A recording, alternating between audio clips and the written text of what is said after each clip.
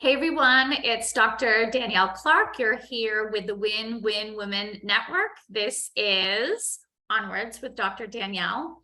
We are here with a very special episode. It is all about healing through self-compassion.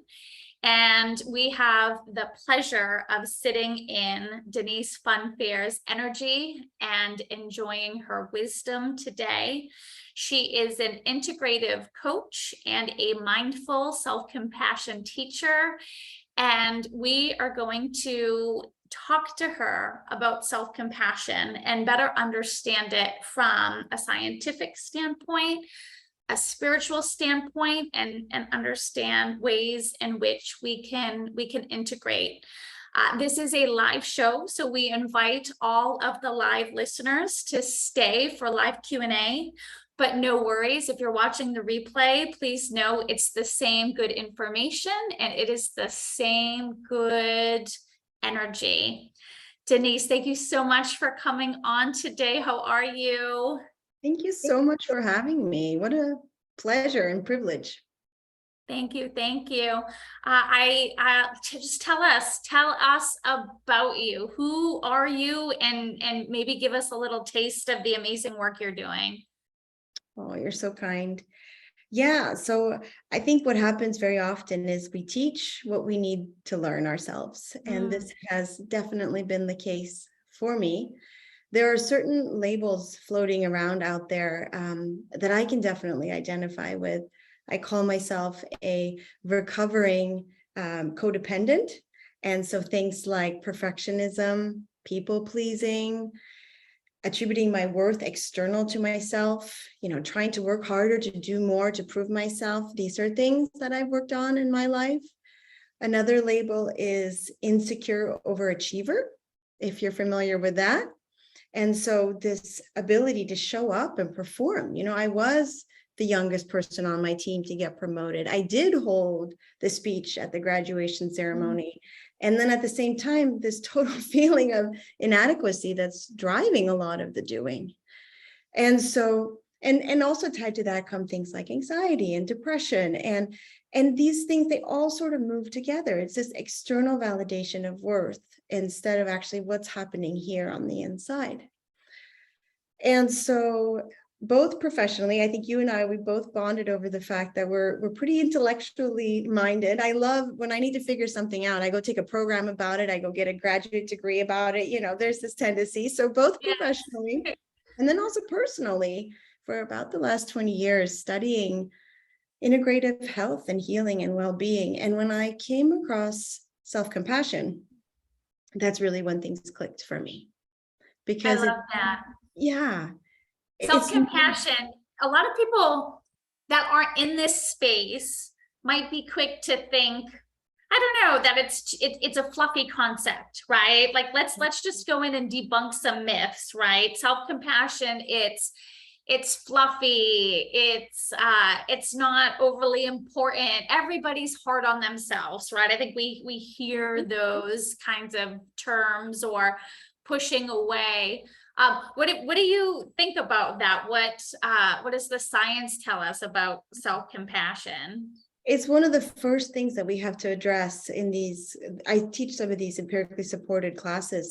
There's one in particular by Dr. Kristen Neff and Dr. Chris Germer. And it's like, what are the myths of self-compassion? And really throughout the coursework, we invite people to investigate it for themselves. You can present the research over and over again, but unless you've actually tried it on for yourself, it really doesn't matter. The truth is, I think in the same way that we've seen mindfulness just sort of blow up now, right? So I have mindfulness certifications that no one used to care about. Now people actually look at them on my resume. I think compassion is coming next, and it has a lot to do with the fact that kindness is so effective, whether it's for self or for other. There is really nothing in the research that suggests that you're not going to be as effective. What is going to happen is that you're also going to maintain your well-being as you are performing. So all of those things that I started out sharing about, they're all how I can perform outside of myself. But there's this whole other system, the mammalian caregiving system. And this is that we're mammals, right? So the soothing and supportive touch, that gentle vocalizations of how we show up and how we support ourselves, learning how to do that actively is something that most of us simply don't do. From an emotion regulation perspective, we go into the drive system, we do more, strategize more, or from the threat defense system, I'm going to ruminate about it, I'm going to figure this out. And it's like you have to shift the paradigm over to, this is here. How do I care for myself because this is here? And if you learn how to do that muscle, I mean, the research suggests everything from more creativity and innovation, better sleep. So with mindfulness and compassion, the research is there now. It's just not a common knowledge. It's not common knowledge in our society, but the research is there to support that you don't actually get further criticizing yourself. And interestingly enough, that shows up more in our society also than it does in certain other societies. So that makes you curious on how that occurs and what is actually natural about that versus how we're socialized. So yeah, that's a little bit about that piece. It's fascinating because I think the concepts of kindness, compassion, they to many, it feels like a no-brainer when we're talking about how we should care for others, right? But you know, of course we know if somebody's made a mistake or a blooper or a blunder, right? Like we show them compassion, right? We show them patience, we show them empathy, and that's very innate in us. But it's interesting, right? Then if we have the mistake, the perceived mistake, or the blooper, or the blunder, we're not necessarily there with that warm hug or that empathy. Why is that? What has your studies and research and working with clients shown? Like, why can we be who we need to be for others, but not for ourselves as easily? Yeah, so there are a couple parts to that. I mean, one is obviously some of us do have really challenging aspects of caregivers and people who have shown up in our lives who become the negative voice in our heads. That can be the case. And that doesn't mean that self-compassion isn't something that is helpful. It just means that it's important to go slower and work with a practitioner. For many of us, this inner critic that we make into this bad guy, it's not a bad guy. It was here to keep us safe. You know, there's no villain in this story. It's part of evolution. If you look at what happens with our brains when we're at rest, there's this whole default system that runs through the brain. And what does it do when we're not doing anything? It remembers that I'm Denise, our self-concept, and it looks for threats, and it remembers what happened in the future and what's going to happen in the past, and it looks for threats, right? We're wired to survive, to keep our body safe. We're not wired to be happy. And so another really big piece is, and this is Paul Gilbert's work out of the UK, if we're thinking that there's a threat, right? Like if someone is coming at me with a big club and they're going to hit me over the head with it. Okay, we know the fight, flight, freeze. I might run away. I might go hide. I might totally freeze. Okay. But what do we do when what's at threat is actually our self-concept? So if the lady down the street goes to more PTA meetings than I do, and it makes me feel bad about myself, right? I'm not going to go attack the lady. I'm going to attack myself.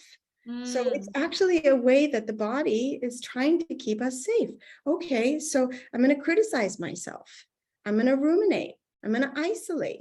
I'm going to try to keep myself safe. There's no external monster a lot of the time if I'm inadequate because I don't measure up as far as my self-concept compared to somebody else. So that is a big part of it.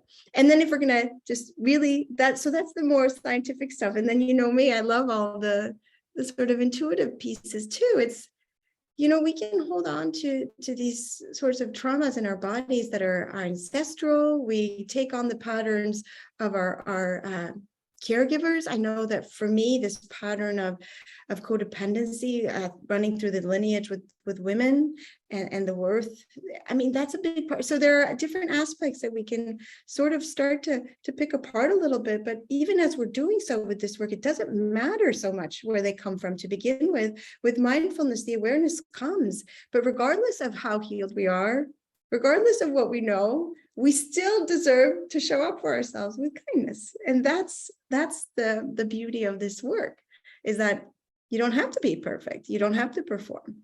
You're deserving because you're hurting, not because you need to be fixed. So good, so good.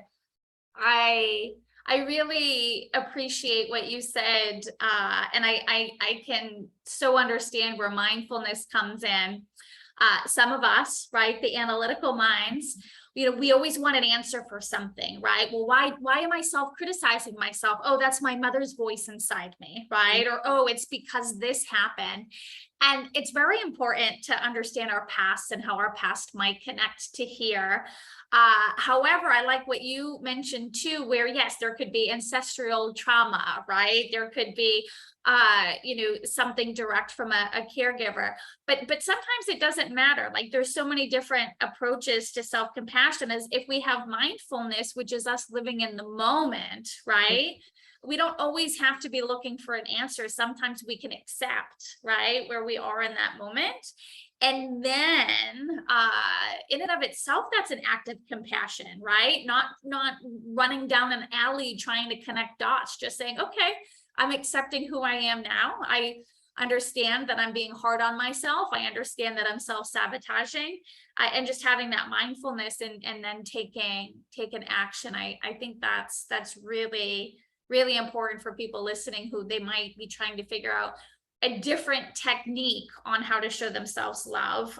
Important to understand the past, but just also important to understand the now. And I love what you said about ego and it deserving a hug, because it helps us and it just wants us safe. And the co-host, Kate Stakem, she's a guest here often too, and she does one show a month here for Onwards. And I was just typing her maybe about an hour ago. I'm like, hey, I need help. Like, I've got this problem, right?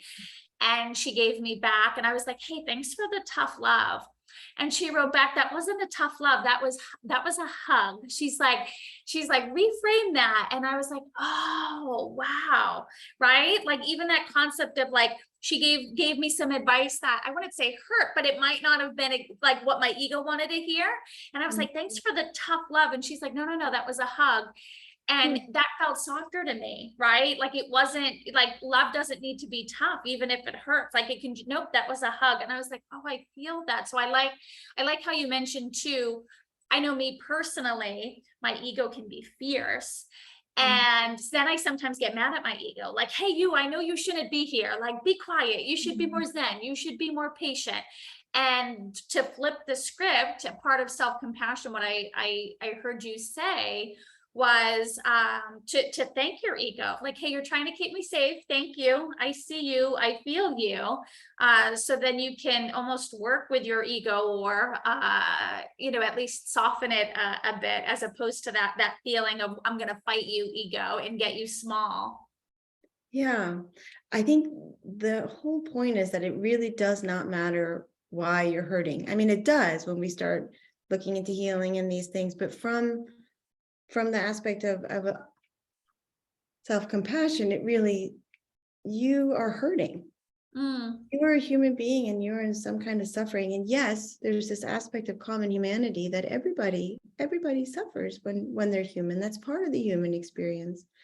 And there's no need to compare your suffering to anybody else's, but regardless of the reason why you're hurting, even receiving an email that maybe lands a little bit different than we wanted to in that moment, you deserve to be taken care of. And not because we're expecting anything of you, not because we need you to be different than you are, but because there's hurting present. So what if I'm a highly sensitive person and I take things a little more personally than others? Okay, I have that awareness about myself. It doesn't mean it doesn't hurt in the moment sometimes. Even if I don't have the expectation that anyone else needs to be involved in that, I can still show up and take a little bit extra time to nurture this person. And so I think that's sort of the reframing of it. And just so within this framework that is within the empirically supported classes, mindful self-compassion, there are 3 components to this definition. And so this common humanity piece that I mentioned, it's so huge. even when we're hurting, if we're able to say, you know, like, let's say I make a mistake and I'm a recovering perfectionist and I make a mistake. And it's like this idea that we shouldn't make mistakes, that we won't make mistakes, that I should beat myself up every time I make a mistake. It's such a losing equation, because of course I'm going to make a mistake. I'm human, right? So even just reminding ourselves, other people would feel the same way as I do in this situation. I'm not alone. You know, the core limiting beliefs that we have across the planet, there are 10 to 15 of them, and they're pretty universal. Like, we think our own inadequacies are so uniquely ours. They're not most of the time. Not to say we're not unique and beautiful humans with unique and beautiful experiences, but there is something to the human experience that's pretty universal many times, right? And then this aspect of mindfulness that you mentioned, and this is, you know, what am I experiencing right now? So in order to offer ourselves anything, we have to know that we're hurting. And if we can do it in a way that's a little bit, and that's a skill to be practiced, you know, what am I experiencing? Especially if I'm in my ego, what's happening in my body? Oh, your body, every emotion you have is tied to a sensation in the body, right? What's going on in my body? Can I work it in my body instead? Give my little beautiful brain a rest for a moment, especially for us intellectual types. And then lastly, that kindness piece. And there's behavioral compassion. You know, I might know that I need cup of tea or something like this. But what's so wonderful about this practice is it doesn't take you out of the present moment. So if my kids are overwhelming me and I'm feeling like horrible mom, in that moment, I can notice with the mindfulness, I do instinctually put my hand over my heart now. And this noticing that hand on the heart, the soothing and supportive touch. And this is, or maybe this one, if you're really hurting, this one tends to make me cry. Oh, like that relief. I haven't tried that. We could do it together on the call here if that's okay. We could do so. Yes. And just with all of this work, recognizing just a little caveat, you know, when we start offering ourselves this kindness, even if it is just something as simple as this, if we feel some emotion coming up, that's okay. It's anytime we give love to ourselves, all the parts where we weren't loved, they just start kind of, oh, you're ready to look at me. Oh, okay, I'll come on out then. So just to go slowly, but even, I mean, and this is the one, especially if there's any young adults in the class, you know, they always want to turn the video off when they're doing this. It can feel a little weird, but giving ourselves a gentle hug, maybe rubbing the arm a little bit. This is good. This is good. I do this a lot, but I like having different movements. They feel different. They give myself a little something different. Well, try this one. So like if you place a fist, so this is more of a, and then put this over here, more of this powerful sort of compassion. This feels like. Ooh. Yeah, like right. It feels like I've got this. I've got this. I've got this. Yeah, compassion is not always passive. I'm standing up for myself. If I'm learning to take up space in the world, and I'm gonna go for it. Feels a little funny, but I'm gonna go for it, and I'm gonna speak my mind. Man. I like that, Denise. I think all too often we do, again, think of self-compassion, the word compassion, as soft. And this resonates, right? It doesn't, it could be loud. It can be proud, right? A way to show ourselves that self-love, that self-compassion might be to honor our voice, to honor our truth, to honor our space, right? To hold energy, right? To hold a boundary. Yeah, absolutely. We get the power. And very often it starts with that sort of nurturing, and then it moves into the powerful. So if you're thinking, if you're standing there, and even like we were talking about touch, even holding your own hand, but let's say that someone who makes you feel really powerful is holding your hand. Yes. How much stronger does your voice feel then? How much more supported are you? How much more willing are you to go out on a limb if you know that somebody who really has got you has your hand? Yeah. And that's the feeling of going through life with this sort of angle. And it's something we practice, right? It goes in cycles. But as you and I were talking earlier, what happens is you get closer and faster back to this sort of set point of radical acceptance that this is what it is outside of myself. This is what's happening inside of myself. And this is what's here. You know? this is what's And the here. recovery, we were talking about the recovery, and I find that fascinating because, you know, what you're explaining to me is the art and science of self-compassion. You know, we're always evolving, so we're always having to reevaluate, right, what we need and who we are and what self-compassion is in every moment. It's going to show up a little differently. But you had said if doing it well, you know, you've got this self-compassion thing figured out because you can recover from setbacks faster. Can you talk a little bit about that? Because I think that's important. Let's say one of us snaps at someone, right? And all of a sudden, you know, we feel bad and maybe we, you know, get down on ourselves. Some might be able to see resilience in a recovery within 10 minutes, and some it might take 10 days from that. So like, what does that cycle look like? And what's the difference between the person that can recover from a blooper in 10 minutes versus 10 days versus 10 years? Oh gosh. I think that we're all such individuals when it comes to all of these kinds of things. And I don't know how to measure that.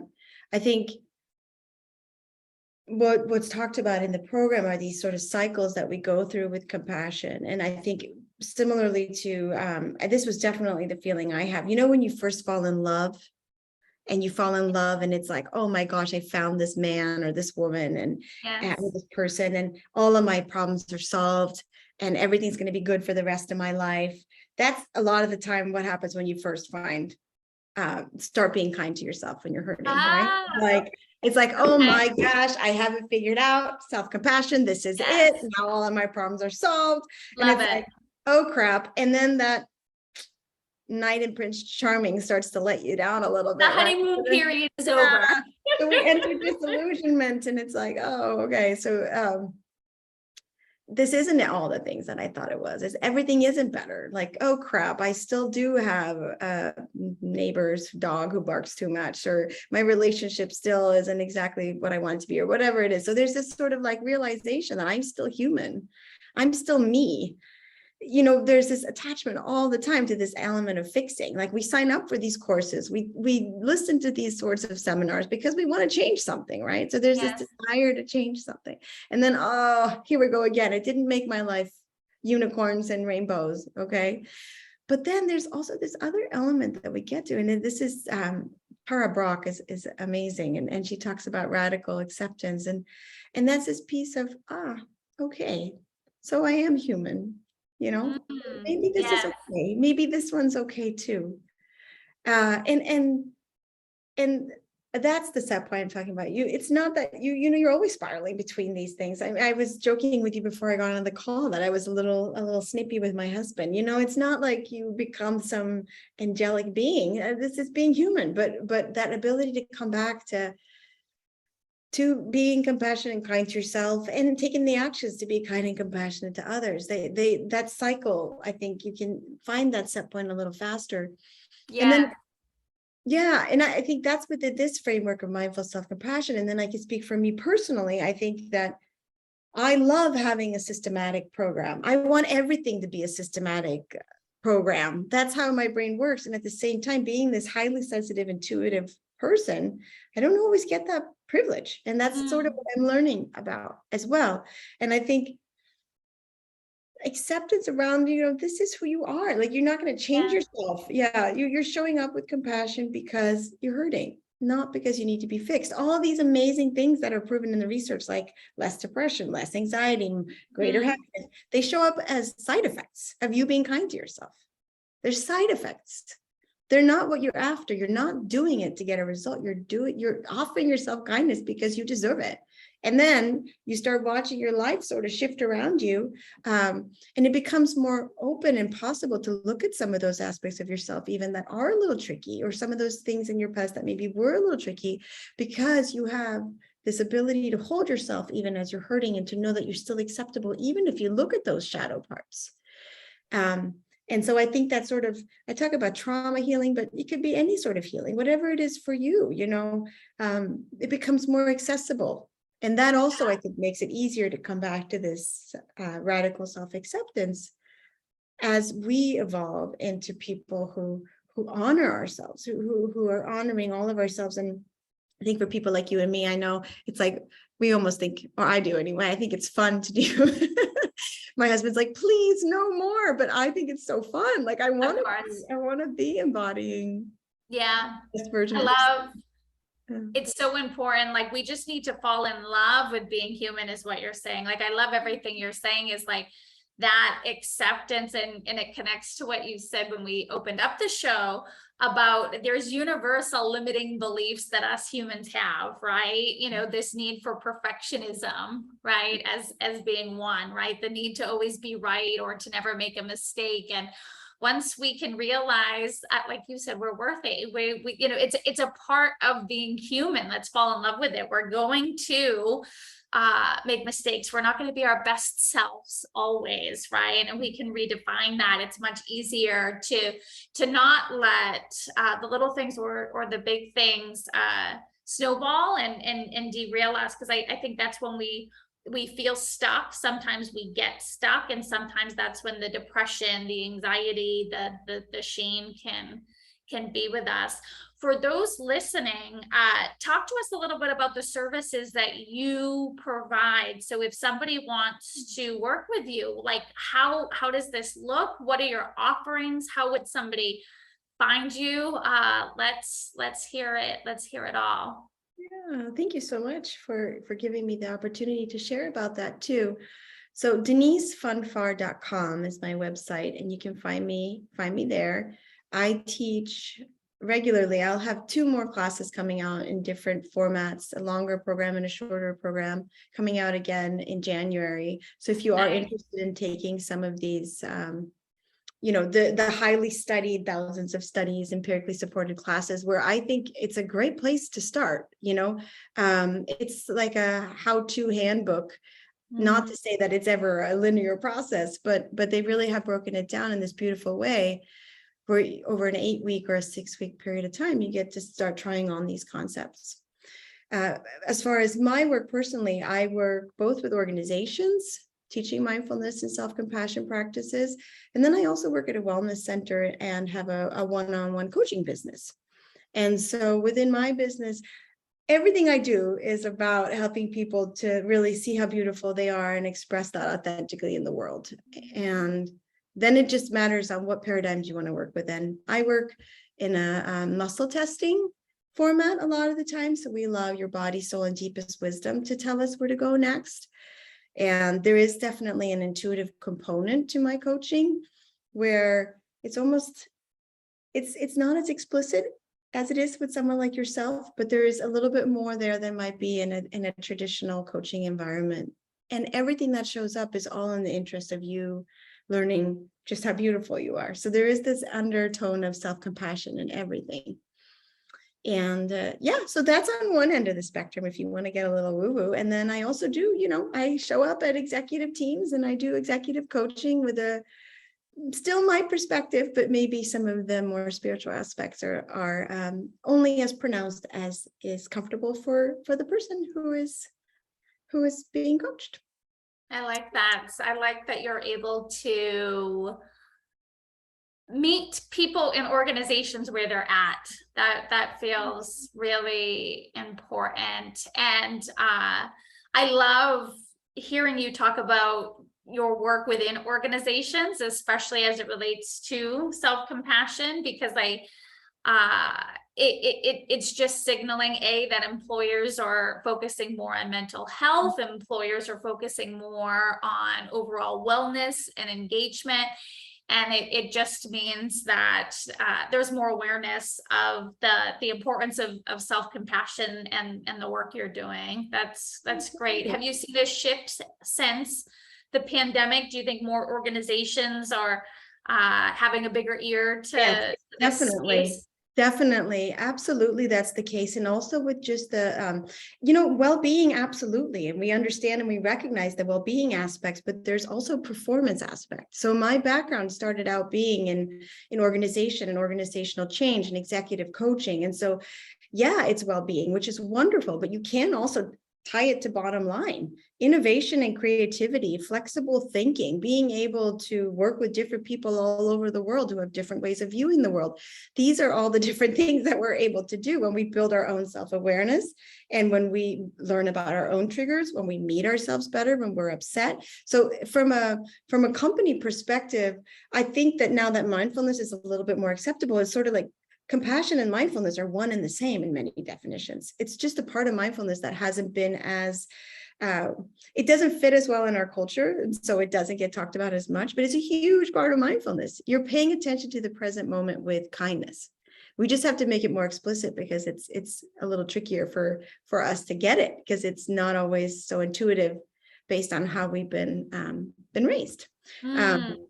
Yeah, I wanted to say one more thing for your audience. I almost forgot. If anybody wishes to try out a one-on-one coaching session, I would be happy to offer a discount for your group. So if anyone would Denise, like to thank do you. that, they can email me. Just make sure to put in the header that it's from the Onwards recording or show, and then just put the time zone you're in. And what we can do is we can do a 1 hour session and just do it for 50% off. So if anyone is interested in that, it would be $100, and I can offer that till the end of the year. And then I have to kind of make sure that I don't get too booked up. But thank you. What an offering. Oh, you're so kind. But hello@denisefunfar.com, and then I will check on that. So thank you. This was wonderful. Thanks so much for having me. Thank you. Thank you for just the space that like I already feel, I don't know, more self-love bubbling within me, right? Between the